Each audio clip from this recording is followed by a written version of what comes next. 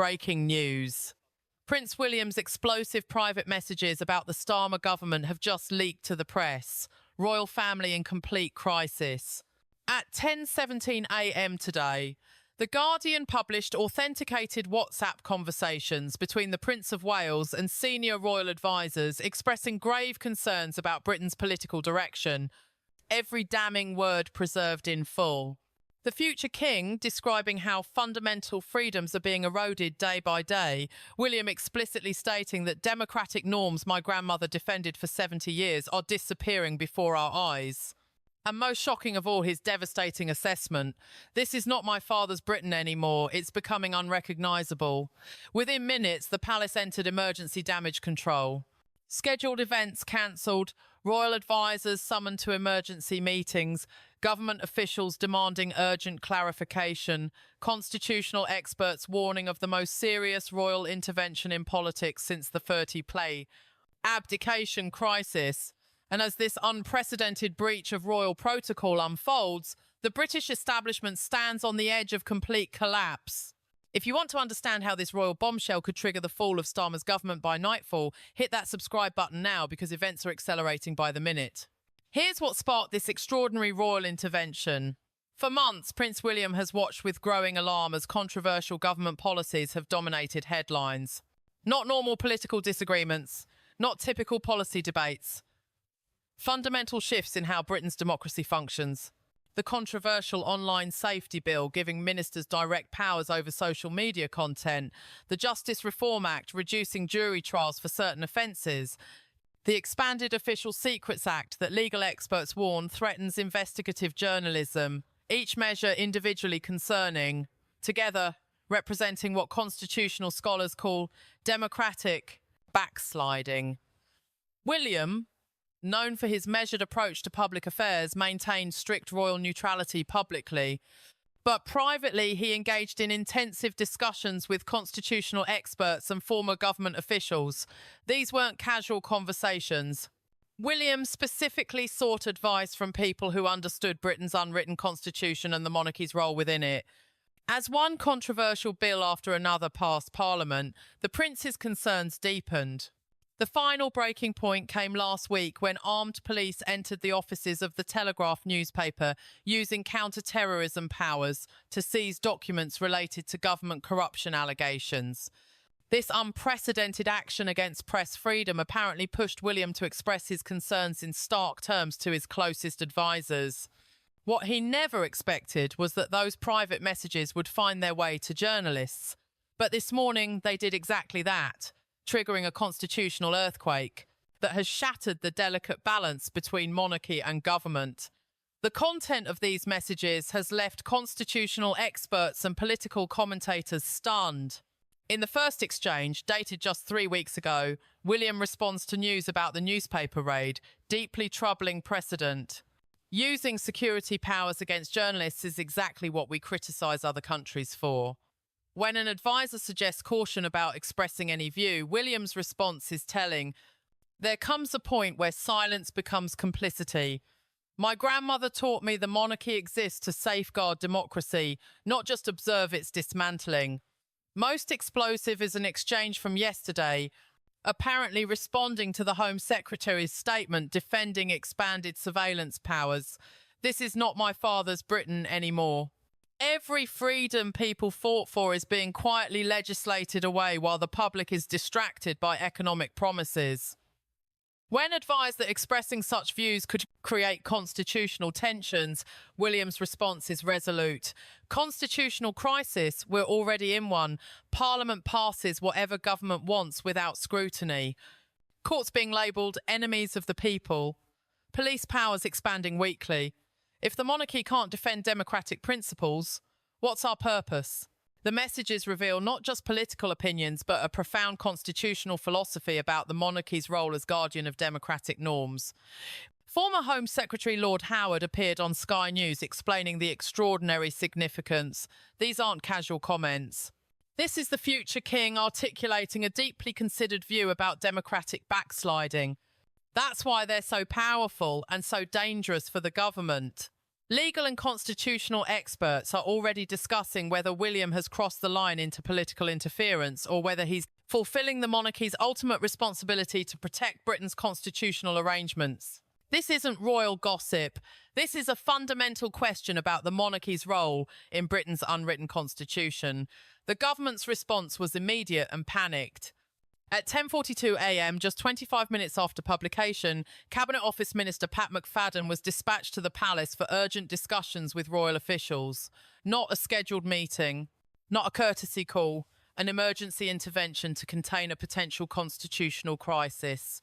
Government sources describe the atmosphere inside Downing Street as absolute chaos. Scheduled ministerial announcements were immediately postponed. Parliamentary business was disrupted as MPs huddled in corridors discussing the implications. Most telling was the hastily arranged press conference where a visibly uncomfortable Culture Secretary Lisa Nandy attempted to downplay the significance. Private conversations should remain private, she insisted before adding the revealing qualifier. The government continues to have full confidence in our constitutional arrangements. When pressed directly about William's specific concerns regarding press freedom and expanded police powers, Nandy gave the most damaging non-answer possible. The Prince of Wales, like all citizens, is entitled to personal views. The government does not comment on leaked private communications, not a denial of the substance, not a defence of government policies, just evasion while Britain's constitutional crisis deepens. By early afternoon, ministers had been instructed to cancel all media appearances, a sure sign of government in full defensive crisis mode. One Downing Street insider described the mood. This isn't just another political problem to manage. This is existential. When the future king effectively accuses you of undermining democracy itself, there's no communication strategy that can fix that. Meanwhile, ordinary citizens reacted with a mixture of shock, support, and concern about constitutional boundaries. Margaret Thompson, a 72-year-old retired civil servant from York, told regional reporters, "I've always believed the royals should stay out of politics. But there's a difference between politics and defending democracy itself. William's right to be concerned." James Wilson, a history teacher from Cardiff, expressed similar sentiments. If the government is using terror laws against newspapers and expanding surveillance without proper oversight, that's not normal politics. That's exactly when we need voices of conscience, royal or otherwise. Social media exploded with supportive hashtags, including #WilliamSpeaksTruth and #DefendDemocracy, both trending nationwide within hours. While ordinary citizens debate these profound constitutional questions, the political establishment remains focused on damage limitation and power preservation. Government whips were spotted entering Downing Street for emergency strategy sessions. Special advisors were recalled from constituency visits. The contrast is so stark, so revealing that even traditional Labour supporters expressed sympathy with William's position. Former Labour Home Secretary Lord Blunkett struck a balanced tone on Radio 4. "While I believe in royal political neutrality, I also believe in press freedom and judicial independence. If those are under threat, we should all be concerned, royal or commoner. This isn't just politics anymore. This is a nation questioning whether its democratic foundations remain secure." Polls conducted throughout the day show 68% of respondents agreeing that democratic freedoms are less secure than 5 years ago, including 57% of Labour voters. The damage isn't just to the government, it's to public confidence in Britain's entire democratic system. But then something unprecedented happened that sent shockwaves through the entire British establishment. At precisely 3:45 p.m, Buckingham Palace released an extraordinary statement that neither confirmed nor denied William's messages, but instead raised the constitutional stakes dramatically. The carefully worded statement began conventionally enough.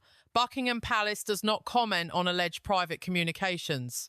But then came the constitutional bombshell. The sovereign and royal family remain committed to their constitutional duty to maintain the integrity of Britain's democratic institutions and the freedoms upon which they rest. Royal commentators were stunned.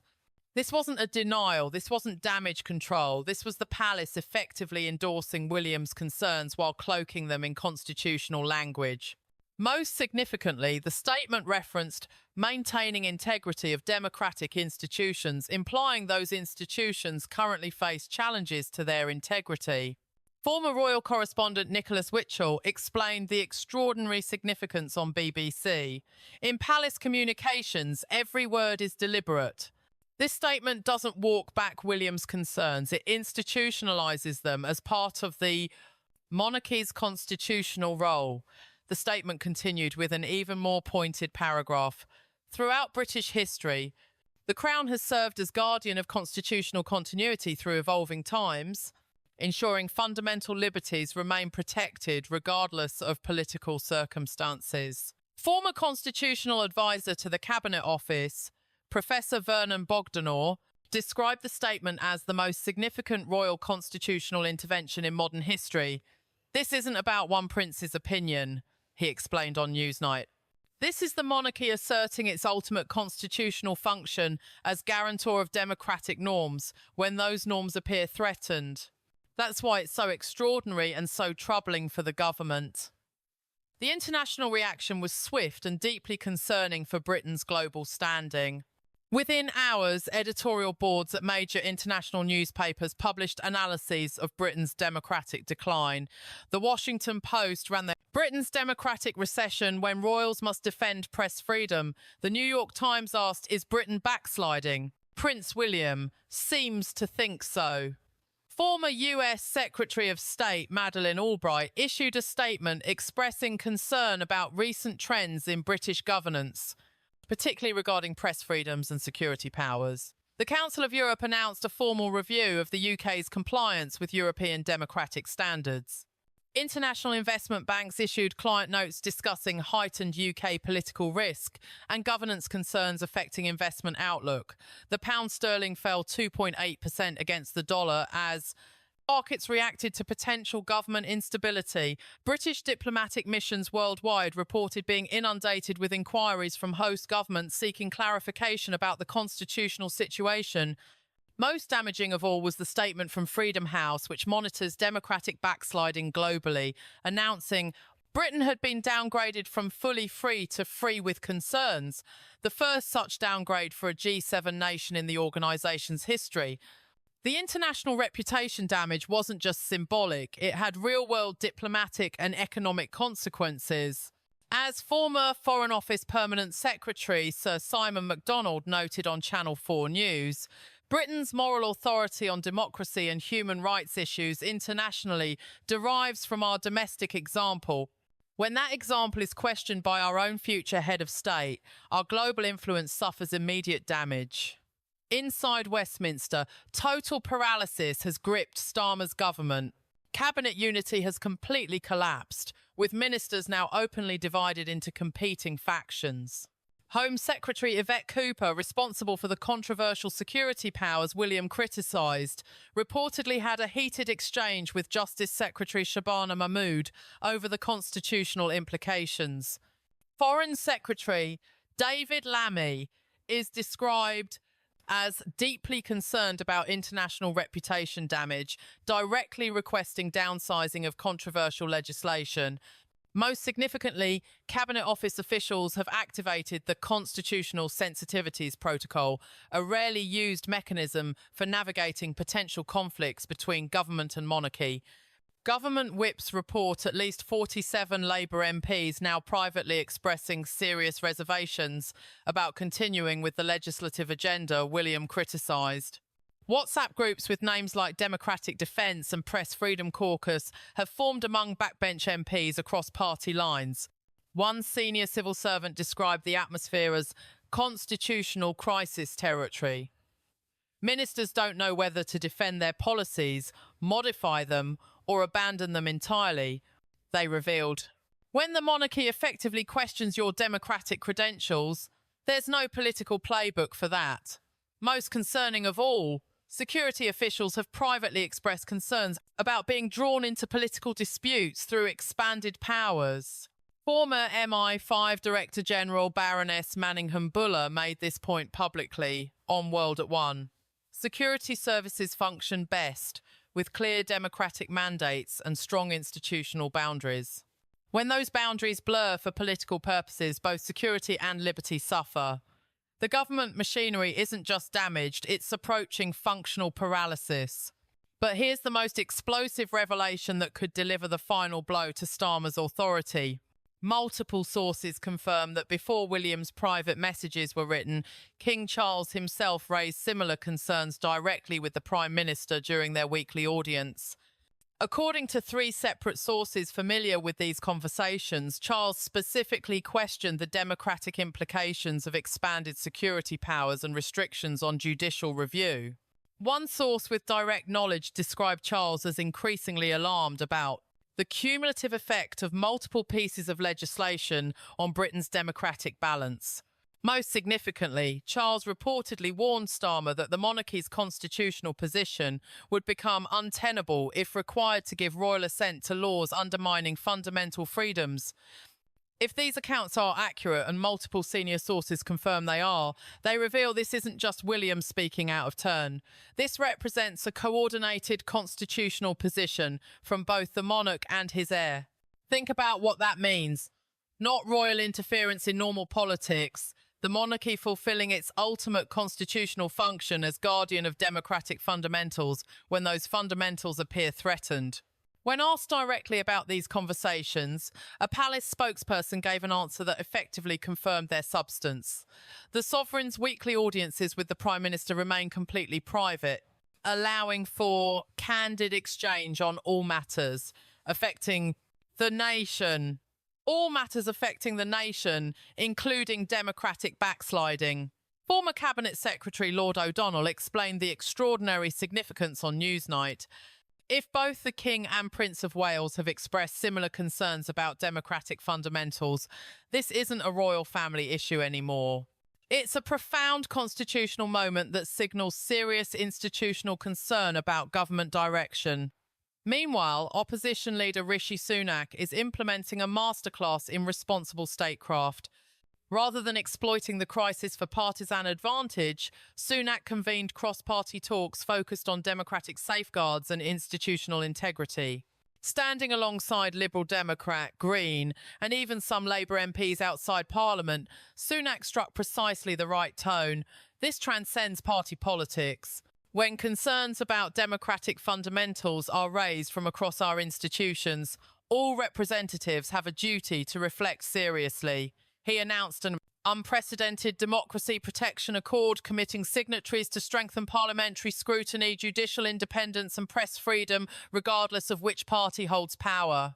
The document has already secured signatures from over 200 MPs, including 34 from Starmer's own Labour Party, an extraordinary rebellion against government direction. The contrast couldn't be more devastating for Starmer. While the Prime Minister scrambles to contain a constitutional crisis, Sunak presents as a responsible democratic steward. While government policy faces royal concern, Sunak builds institutional consensus. The political implications are seismic. Conservative polling has surged to 41%, with Labour collapsing to 28%. But beyond polling, the more profound shift is in democratic credibility. As respected political scientist Professor Matthew Goodwin observed on Politics Live, we're witnessing a fundamental realignment where the Conservative opposition is positioning as defender of democratic institutions, while Labour is perceived as undermining them, the complete opposite of traditional political alignment. With each passing hour of inadequate government response, this realignment deepens and accelerates. The next 24 hours are absolutely critical for Britain's constitutional stability and democratic future. The Privy Council has been placed on emergency standby for potential urgent consultation, a step not taken since the 2019 prorogation crisis. Parliamentary business committees are meeting to consider suspending controversial legislation pending constitutional review. The Supreme Court has cleared its schedule for potential emergency applications regarding royal assent procedures. Former Prime Ministers from both major parties have requested meetings with Starmer to discuss constitutional implications. The Cabinet Office Constitution Group, senior civil servants responsible for maintaining constitutional propriety, have been meeting continuously since the story broke. International constitutional experts have been consulted about precedents and remedies. The BBC has cancelled regular programming for extended coverage of what they're calling Britain's constitutional moment. This isn't just a Westminster political story anymore. This is a fundamental question about whether Britain's unwritten constitution can withstand the current pressures upon it. As Professor Robert Hazell, constitutional expert from University College London, explained on Channel 4, Britain's constitution works through institutional balance and mutual restraint. When government pushes democratic boundaries and the monarchy feels compelled to defend those boundaries, we're in uncharted constitutional territory. At the epicentre stands Keir Starmer, a Prime Minister who, according to former Supreme Court President Lord Neuberger, now faces the most serious constitutional challenge to executive authority since the monarchy's democratic role was established. So, here's the question that matters. Has Starmer's government crossed fundamental democratic lines that even the monarchy cannot ignore? Will Prince William's unprecedented intervention force a government reset on civil liberties and press freedom? And has the relationship between Crown and government been permanently altered? What do you think? Is William right to speak out, or should royals remain silent even when democratic fundamentals appear threatened? Drop your thoughts in the comments below. We read every single one. And if this story shocked you as much as it shocked us, share it with everyone who needs to understand Britain's democratic crossroads. The mainstream media won't tell you the full constitutional implications of this extraordinary moment, but we will. And tomorrow we'll reveal what senior constitutional experts told the palace before today's statement was released. Conversations that expose exactly how serious the monarchy considers the current threats to Britain's democratic foundations. This isn't just about one government or one prince's comments. It's about whether Britain's democracy emerges strengthened or fundamentally weakened from this constitutional confrontation. The answer will shape Britain's governance for generations to come.